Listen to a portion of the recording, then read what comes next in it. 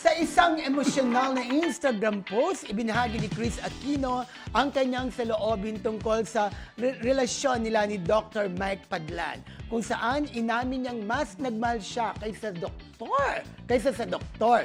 Sinabi niyang habang dumarami ang kanyang problema sa kalusugan, unti-unting umiwas si Dr. Mike. Sa kabila nito, humingi siya ng paumanhin sa kanyang mga naunang post na nakasakit sa pamilya ni Dr. Mike. Lalo na sa mga bata na tinawag niyang Pokemon at Lego. Nilinaw ni Chris na hindi siya nagsinungaling at nagsabi siya ang nagbayad sa mga serbisyo ni Dr. Mike bilang travel doctor. Binanggit din niya ang mga magagandang alaala nila tulad ng pagluluto ni Dr. Mike ng bulalo at mga masayang sandali sa Disneyland.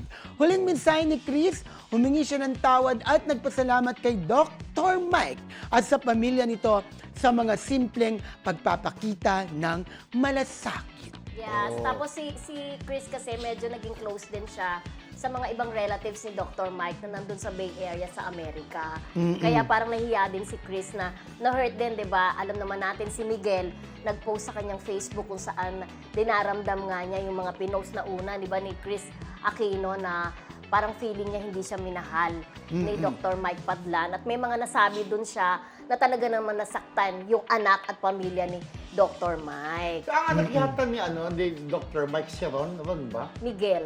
Hindi Ron? Hindi ko alam kung may anak pa siyang Ron. O kasi parang may anak nga siya na parang dumalo daw kay Chris Aquino. Tapos yung nga kinunan ko yung picture, kaya nga lumabas din Siguro nandun sa picture yung niya sa Bay Area. mapayat siya, Yes, di ba? oo. Pero yun nga, parang ang pagkakalam ko pa, gustong kunin yatang ninang sa kasal si Chris Aquino nung anak ni Dr. Mike. Ibig sabihin talaga naging close sila nung magjowa pa yung daddy niya at saka si Chris Aquino. Kasi may mga relatives si Dr. Mike Padlan sa Bay Area, kaya nadadalaw nila si Chris. So, Nadalaw naging close sila.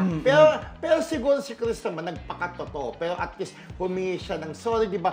Meron nga sinabi niya na, inamin na naman niya. Ito lang yung, nagbigay siya ng bayad, di ba? Sabi Na niya, parang meron- sabi niya nung pinost daw niya yon, ay post daw yon ng isang galit na ex-girlfriend. Yun ang diba? sinasabi ko. Oo. Don't post don't click, when you're bad, don't post. Ano yun? Hindi, pagkagal ka, huwag ka mag-post-post. Oo. Anong tawag kasi doon sa Tagalog? Hindi, post. When you're mad, don't post. Ganun. Don't click. Hindi don't Click click. before you Think before you click. Oh. Think before you click. Kasi Oo. minsan sa galit ka, yun, kung ano to yung masasabi. Okay. Pag nagagalit ka talaga, minsan, Oo. napapost ka ng hindi mo talaga gusto, pero naipopost mo. Na tsaka no? ka lang magsasabi sa sarili mo, ay, ba't na-post ko yun? Oo. Pero si Chris naman, siguro nagpakatotoo lang na parang feeling niya, mas nagmahal siya, di ba? Correct. Kaya lang, meron na naman siyang sinabi na nung daw na nagkasakit na naman siya, na parang napansin niya na unti-unti na lumalayo daw Lumalayo. sa kanya.